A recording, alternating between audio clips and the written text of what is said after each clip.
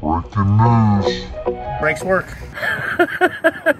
Favorite part of racing enduro is... What do I hate about enduro? I hate...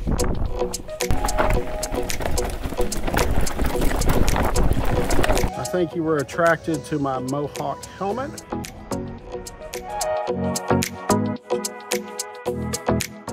So where's all the blood come from?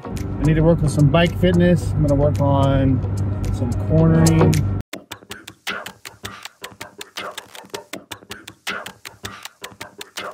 So why am I doing the double enduro? I wanted something hard to challenge myself in. So I put it out in the world, and then here we are. We're gonna grind it up and get ready for that thing because it's gonna require me to go fast.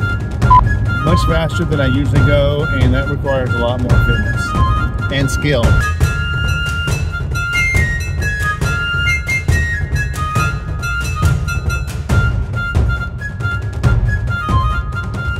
What is enduro? So I'm gonna let Steven, Go Fast Gomez, and Tyson tell you what they think an enduro is. What's enduro? Like enduro racing? It is a race where you're only timed on the downhill part, and it tests your endurance by pedaling up the hill to ride back down the hill. Enduro is generally going to be a one-day race.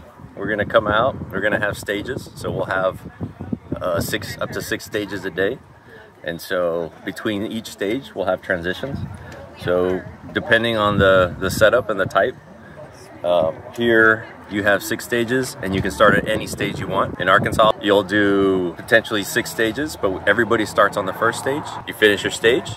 The time starts when you start the stage and ends, and your transition is from one stage to the next. And we just have fun, and we shoot the shit and hang out. An enduro can be a lot of different things. There's a lot of different frameworks for enduros, I've noticed. And overall, it's really just a race of technical downhill and climbing over and over and over during one event.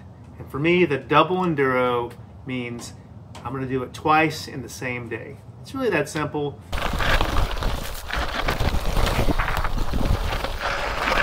What have I been doing to get ready for the double enduro? So one thing, getting my bikes dialed in. Look, it's not actually necessary. You could just show up and do it, probably. But I wanna make sure that I'm best prepared for this thing. So I'm enlisting my buddy Steven Freeman at Freeman Gravity Sports. I've gone into the gravity cavity multiple times, and he's helped fine-tune my bike. Trevor and I have gone through a lot of stuff of fine-tuning the bike, kind of preparation for the race. I think that's smart. I think it's a big deal, getting your bike set up where you're happy with it, you're comfortable with it, you're confident with it, especially when you're doing a long day racing all day long and time crunch. It's gonna make a big difference being ready for it mentally and setup-wise. So one of the things that Steven was really good at helping me with is getting my bike dialed into my style of riding. He helped with bike fit. I'm real picky about my brakes. He did a great job of dialing those in. I like the brakes to work immediately. I'm not a big fan of the extra modulation. He also did a really good job of figuring out suspension adjustments for me, which was really kind of a pain in the ass, honestly, but he's got it dialed in, man. Thank you, Steven Freeman, for hooking me up and getting my bikes dialed in throughout this process at Freeman Gravity Sports. He has been so kind to give everyone that watches these videos a 15% off discount code for his aftermarket parts and handiwork. If you have a flat tire or need some spokes replaced or whatever the case may be, a new stem, go check them out. Use MTB 103 videos and you'll get 15% off. Thanks, Steven. And for those of you that want to know more about Steven and his gravity cavity, ask questions in the comments below. He'll be happy to answer them, or we will have a future interview with him where he will answer your questions in real time. Part of my training has been mostly training in the DFW area. I've been going to Big Cedar at a high frequency, Sansom, and all the other local tracks. These aren't tracks. Local trails. I've been going to local trails. At some of these local trails, I might have had a few mishaps. There was an incident at Arbor Hills where a lot of blood was spilled. So where's all the blood come from? I mean, lots of blood. And then what happened? Pedal strike. I stepped in the ant bed. watching it bleed, and then my other foot got chewed up by ants. Pro tip, don't step in ant beds while your other leg bleeds.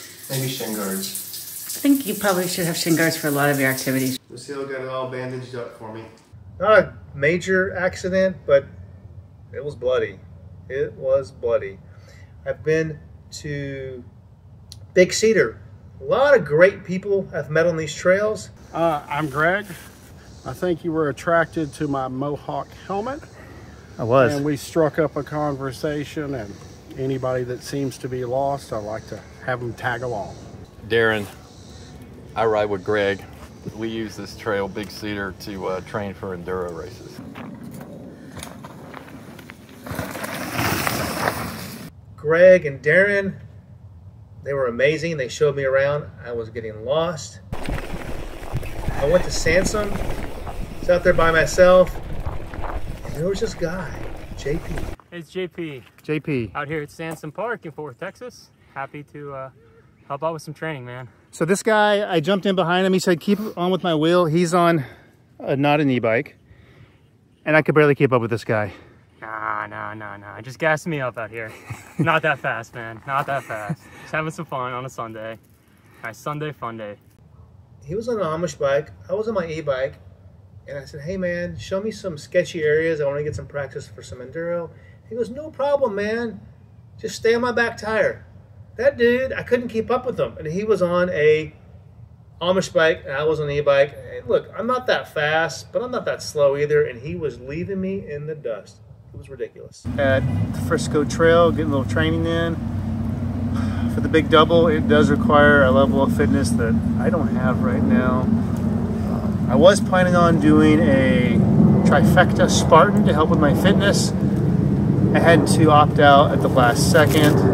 I decided I needed more mountain biking practice, but on top of that, something I haven't told a lot of people about is I have a bone spur in my toe. I thought doing another 20 miles on my feet probably wasn't the smartest decision. So for me, the double enduro is going to be the Amish bike one time, and then immediately afterwards do the e-bike, back to back. I'll be entering 2 classes. I'll be in the age group class for the Amish bike and just the generic amateur e-bike class. That's my definition of the double enduro. I'm sure there's many definitions, but that's going to be mine. Yeah, no, you're serious. Serious. It's her definition too. You get them. You get those. My favorite part of racing enduro is hanging out with all my best friends and just having a great day, and every once in a while winning, like today. I think my favorite part is hanging out with everybody, honestly. Being out in the woods. Here, there's not a lot of woods, but up in Arkansas, we'll be in the woods. And it's just a bunch of dudes and girls that enjoy the sport. And everybody's cool. Everybody's cool and just having a great time.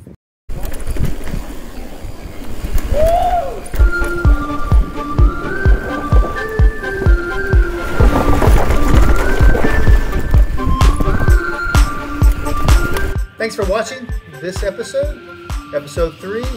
I'll recap a lot of things that we've been doing over the past few weeks.